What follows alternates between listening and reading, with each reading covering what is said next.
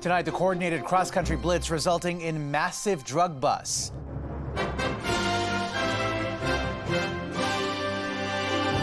What was seized, where it was headed, and the sweeping arrests. We've made significant strides in dismantling supply chains and protecting our communities. Plus, a dire warning from the parents of a teen who lost their son to a drug overdose. I wouldn't wish what we're going through on my worst enemy. It's devastating. Why U.S. Immigration and Customs Enforcement is shelling out millions for armored vehicles from Canada. And a shivering dog abandoned in the Alberta cold. That's become a symbol of a national issue. Dealing with basically an animal welfare crisis. How the struggle to make ends meet is creating a space crunch in shelters.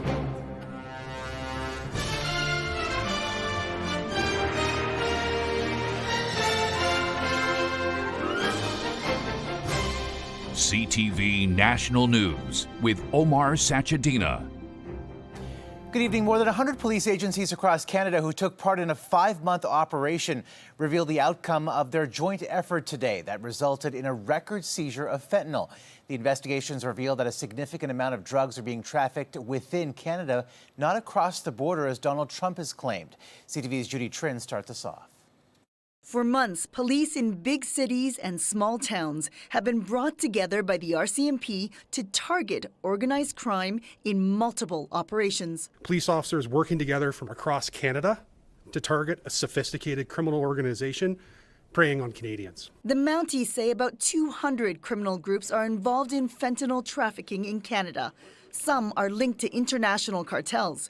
Between May and October, a joint strike force of more than 100 law enforcement agencies focused on getting illicit drugs off the streets. These investigations took place on opposite ends of our province. Police seized 386 kilograms of fentanyl, more than 1,700 kilograms of methamphetamine, and nearly 6,000 kilograms of cocaine, along with more than $13 million in cash. It's a real shining example of the feds, the provinces, and municipal agencies all working together. A chunk of fentanyl there. This is the second time that a national effort was coordinated by the RCMP to target deadly opioids after Donald Trump accused Canada of not doing enough to stem the flow of fentanyl across the border earlier this year. Canada's a very bad abuser. The RCMP say more than 8,000 arrests and charges were laid, despite the record quantities of seizures. Investigators say fentanyl is being trafficked for domestic use, not being exported. Fentanyl is not going certainly from Canada to the U.S. The RCMP say China remains the biggest source of precursor chemicals that go into the making of illegal fentanyl. In the near future, the Mounties say they will focus on ports, rail yards, and airports, along with drugs delivered through the mail. Omar. All right, Judy, thank you. More than 50,000 Canadians have died from drug overdoses in the last decade. One of them, a Vancouver teenager who had everything going for him. CTV's BC Bureau Chief Andrew Johnson with his parents' powerful message. Tyler Dunlap was already 6 feet and getting taller when his growth chart suddenly stops. I wouldn't wish what we're going through on my worst enemy. It's devastating. Tyler's story is one of an outgoing 16-year-old who was fully engaged in life, sports, friends, and family, who began to struggle. He was affected by his ADHD and anxiety. In the weeks before his death, his parents, Karen and Greg, say he started to spiral. They tried everything. We actually had him in the hospital 3 times the week he died. Yeah, begging the hospitals and the doctors to help us. But they just... No, they said, he's fine, take him home. I said, if you don't help him, I think he's going to be dead in a week. Her worst fear came true. 1 week later, when they tried to wake Tyler up for school, the Dunlaps found their only child dead of a fentanyl overdose. They believe he was trying to self-medicate and didn't realize the pill or pills he had purchased were lethal. Seeing the news of the massive drug busts today, the Dunlaps applaud police, but wonder why more isn't being done on the ground. There's no enforcement of the people that are actually out there selling this to our kids for $5 or $10. We're saying to the police, this person is selling lethal drugs and our son died and nothing happened. The Dunlaps hope Tyler's tragic story will spark important conversations for other families, and they have a message for teens. Please be kind to each other. Well, and look out for each other. Yeah, you know, yeah. like if you see someone having a hard time, like reach your hand out, like talk to them, say, how can I help you? As they continue to work through the hardest time of their lives. We miss him every day. Andrew Johnson, CTV News, Vancouver. There is word tonight that U.S. Immigration and Customs Enforcement is turning to Canada to buy 20 armored vehicles. They're made by Roshel, a company headquartered in Brampton, Ontario. The deal is worth about $10 million Canadian. Although Trump has pursued an aggressive America First policy, ICE says only the Canadian company can meet its specifications within 30 days. The department is currently facing mounting allegations of human rights abuses as ICE agents swarm U.S. cities to expel immigrants living in the country illegally under a directive by the Trump administration. Those immigration raids drawing outrage from singer Sabrina Carpenter after the White House used her song Juno in a social media montage about deportations. This one? Have you ever tried this one?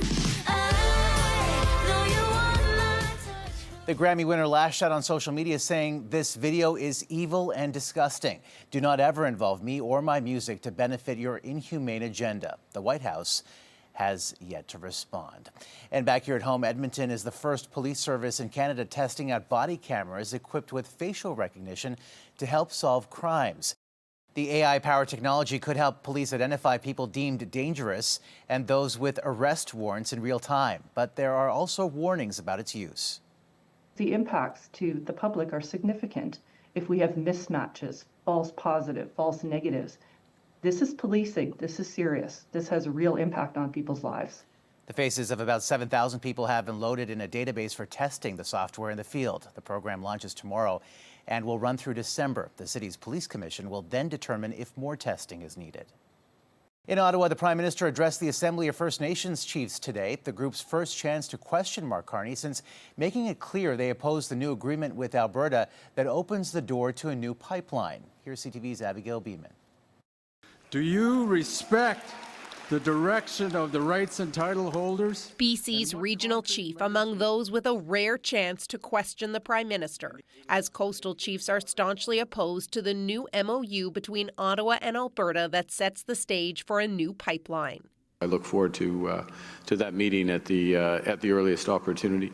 Mark Carney says he will meet with the coastal BC chiefs and committed to a First Ministers meeting with First Nations early in the new year. Under the leadership of the Minister of Indigenous Services, this government intends to introduce water legislation in the spring of 2026.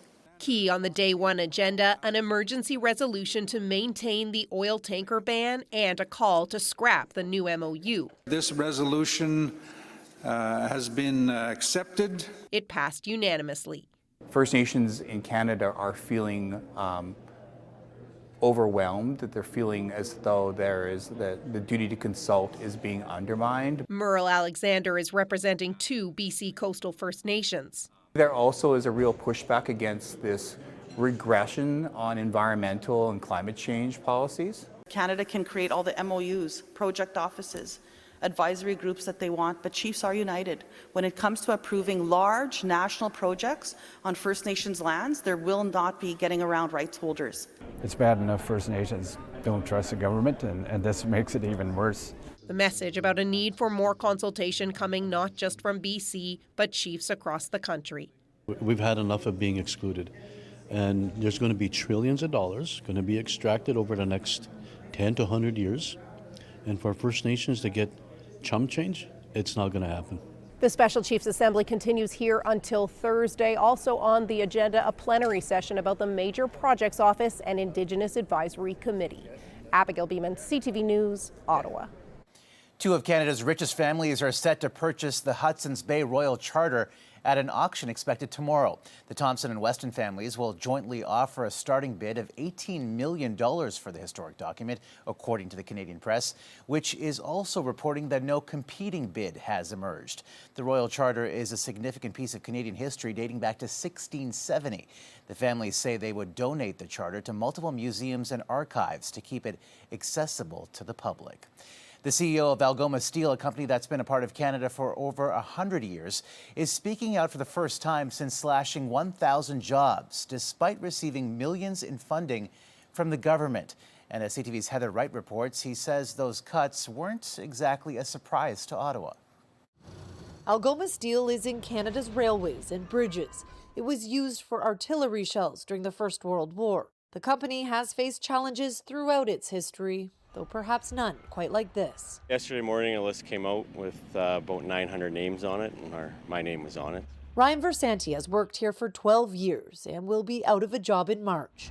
The company and many workers placing the blame for these cuts squarely on Donald Trump's 50% tariffs on Canadian steel. The U.S. is our #1 customer, and we can't sell steel to them, so it's going to affect who we sell steel to, and we've been losing money, a lot of money every month. In an effort to stop the bleeding, Algoma is accelerating its plant retool. The plan was already in the works and would have resulted in job losses, but wasn't slated to begin until late 2026 or early 2027. Today, the company's CEO said Ottawa was aware of this plan when it loaned Algoma more than $500 million earlier this year. Well, I think the government certainly knows our business strategy. It knows the pivot that we had to make. It knew very well that the extreme pressure the company was under. Michael Garcia says without that loan, the company might not have survived. And with tough days still ahead at the company, it will mean tough times for the city of Sault Ste. Marie as well. It's going to mean probably reduced spending over the next short little while, and it's going to mean that supports are going to be asked of everybody to help families and the community members that need it most right now. Among the projects Sault Ste. Marie's mayor is urging Ottawa to support is building a deep sea port here, which would allow for year-round shipping and easier access to international markets. Omar. All right, Heather, thank you. A frightening incident in Toronto has left a woman fighting for her life after being set on fire. Police were called to an assault, but when they arrived, they saw the woman in her 50s on fire inside a burning structure. A police officer also suffered minor injuries while dragging her to safety. Investigators are now on the hunt for a suspect. A hockey coach from Montreal is being called a hero after rushing into action to save an elderly couple from a fire in their home. I figured there were people inside, so I was banging on the door as hard as we could, and finally a woman answered the door. Eric Fitzgerald helped the woman who was blind to his truck and then went back into the smoky house to save her husband. Their home had a smoke detector, but it wasn't working. The couple's daughter overwhelmed by his willingness to put himself in harm's way. I just thought, oh, he must be like, I don't know, one of those CIA guys or, a firefighter or a police officer or something, because he is so heroic, like truly brave and unflinching. The couple is okay and currently staying in a hotel while new accommodation arrangements are being made. Overseas now to a high-stakes summit in Moscow to end the war in Ukraine. For 5 hours, Donald Trump's envoys in face-to-face discussions with the Russian president. But as CTV's Adrian Gobriel reports, there is still no deal, just a new threat from Vladimir Putin. Russia's defense ministry says this video released today shows their troops walking through the Ukrainian city of Pokrovsk. This soldier saying the Russian army has cleared the area as they raise their flag for a photo op as conquerors of a European city. So pleased to see you. Today in Moscow, Donald Trump's son-in-law, Jared Kushner, and his special envoy, Steve Witkoff, sat down with Vladimir Putin to discuss the framework of ending the war in Ukraine. But before today's meeting with U.S. officials even began, Putin delivered a threat after being questioned about Europe's military readiness in response to Russia. The Russian president saying, "We are not planning to go to war with Europe, but if Europe wants to, we are ready right now." It's an attempt to intimidate. What he's saying is that if you are not ready to roll over like the Trump administration, then I'm willing to come after you. Prime Minister Mark Carney has already joined more than a dozen world leaders in saying that the United States' initial plan to end the war in Ukraine needs additional work. That seemed to be basically a Kremlin shopping list, making demands of Ukraine, basically cutting it off from the Western world. Today's talks in Moscow lasted 5 hours. A Russian official called it productive, though many remain skeptical that this latest summit will lead to a just peace settlement. It's been 1,378 days since Russia's full-scale invasion of Ukraine began. The once vibrant European nation remains in a desperate fight for the survival of its sovereignty. This week, the Canadian government secured its membership into Europe's Defence Industry Pact, which has vowed to bolster Ukraine's forces. Omar. Adrian, thank you. Carter Hart, one of 5 players acquitted of sexual assault charges in the high-profile Hockey Canada trial, made his NHL return tonight. Hart was the starting goalie for the Vegas Golden Knights against the Chicago Blackhawks. Hart's league-mandated suspension ended on Monday, making him eligible to play in an NHL game for the first time in nearly 2 years. Coming up. This is called the fog of war. This is what you in the press don't understand. How the U.S. Secretary of War is changing his tune over a controversial U.S. mission in the Caribbean.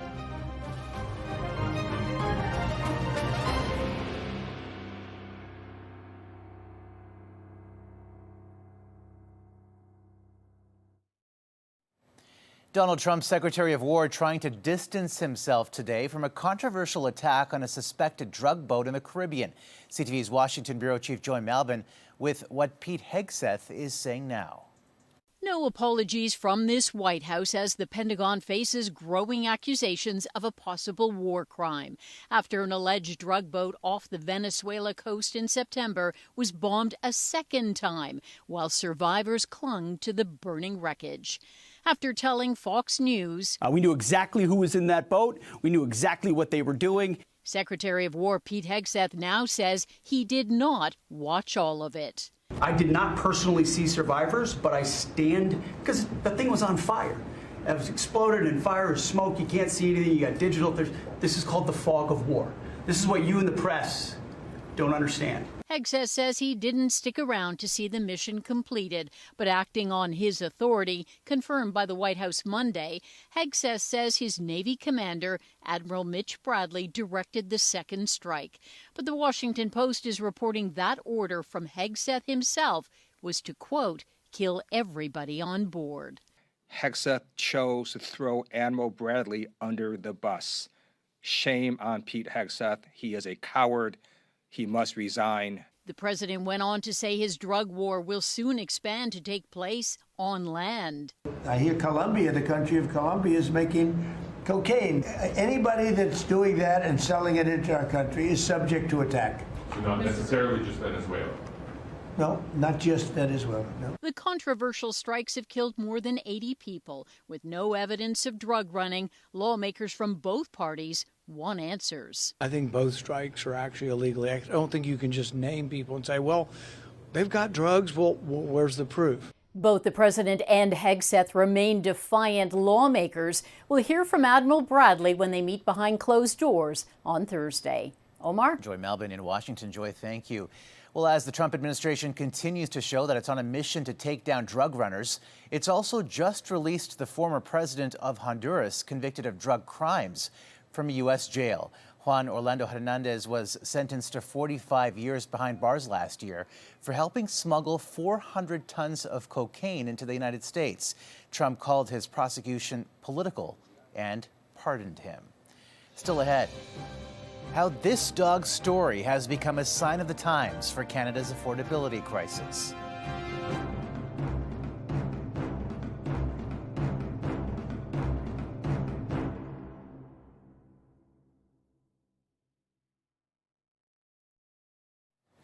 People are coming together in Alberta to help a 3-year-old golden retriever with medical issues abandoned in a local dog park in the cold. CTV's Tyson Fedor explains how the dog's story is highlighting an animal welfare crisis across the country. The Stoffertons both work at the Southern Alberta Veterinary Emergency Hospital in Okotoks. Lauren and Allison are now fostering Rhea. She was abandoned in an Okotoks dog park tied to a post with a coat, blanket, boots, and her seizure medication. Like the natural human response to say, oh, how could somebody do that? But being a veterinarian, being in veterinary medicine, you come to learn that it's not just about the animals, the care. A Good Samaritan then dropped off Rhea on Saturday at Save. Knowing that she came in with seizure medication, we knew that she couldn't stay here overnight. alone in the clinic because she just had medical risk. Her owner left a note saying they were leaving the country and could not care for her any longer. The owners did love her, did care for her. You know, they were probably in a situation where they were, you know, between a rock and a hard place. From what we do know, they did try to surrender her to at least 1 or 2 other rescues. Rhea has health issues and been on anxiety and seizure medication. But the Staffordsians are hopeful to medically clear her in the next couple of weeks so she can be adopted to her forever home. We had a lot of people who messaged us and said that they were immediately wanted to open their homes to her and wanted her to have a soft place to land. And I guess she's not the only dog who's going through something like this right now. Pause for Change Rescue Foundation says there is an overpopulation issue and rescues are full. It says it receives anywhere from 50 to several hundred requests for intake weekly. Rescues in Alberta and Western Canada and whole are dealing with basically an animal welfare crisis. Tyson Fedor, CTV News, Okotoks. Still ahead, a dire time for donations on this Giving Tuesday. The challenges faced by charities keeping hope alive for help.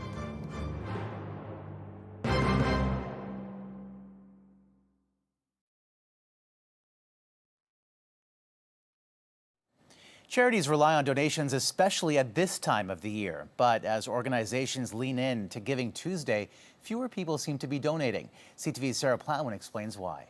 3 times a day, every day. This kitchen feeds Fredericton's hungry, a cause largely fed by donations. We definitely need those donations to flow through this month so that we can make ends meet by the end of the year.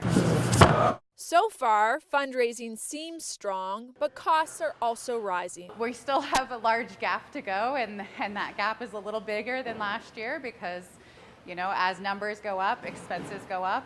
Unlike last December, charities are not contending with a mail strike, but rotating strikes did delay NB Lung's mail-out campaign. It's a bit frustrating, but really more it's the uncertainty of not knowing. The organization says donations have slowly gone down the past few years, likely due to the cost of living, but programs push on. Just think of charities during this time of year. We are filling in a lot of the gaps where government programs are not covering folks. Canada Help says while Canadians are generous, 1 in 5 has not donated to a charity in the past 5 years. Last Giving Tuesday, the online fundraising hub processed more than $16 million, a record. So we're continuing to see the momentum build, yet what we also are aware of is that the number of donors does continue to go down. So what's happening is that those who do give are giving more. Canada Helps is reminding people that even a small donation can go a long way. And so can giving your time, something like shoveling someone's driveway, a seemingly small act of kindness that could be a huge help to someone. Sarah Plowman, CTV News, Fredericton. Good reminder. That's a snapshot of this Tuesday for all of us at CTV National News. Thank you for watching. Good night and see you tomorrow.